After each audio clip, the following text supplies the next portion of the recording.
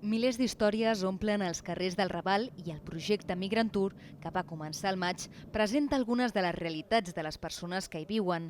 Tot explicat sota la veu i la mirada de les persones migrants que protagonitzen aquestes rutes.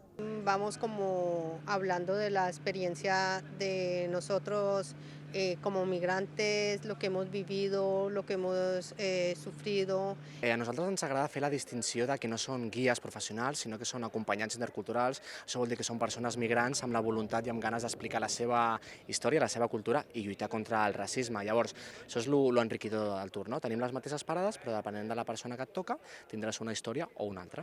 L'Àgora de Juan Andrés Benítez i la botiga de Tom Mantà han estat alguns dels punts que hem pogut visitar. Aquesta, però, ha estat només una de les activitats que s'han realitzat durant aquests dies en el marc del Festival Ravals. Durant aquests dies, el barri i els seus veïns han estat els protagonistes de diverses activitats culturals i comunitàries. No és només la música, el teatre, la cultura popular i tradicional, sinó també fem xerrades, fem trobades, conversatorios, cinefòrum. Cada activitat intentem que estigui impregnada d'aquesta lluita antiracista, antimasclista i que promogui la lluita contra el canvi climàtic. I en l'últim dia del festival, els carrers també s'han omplert de cultura tradicional i popular, amb un cercavila que ha finalitzat a la plaça del Padró.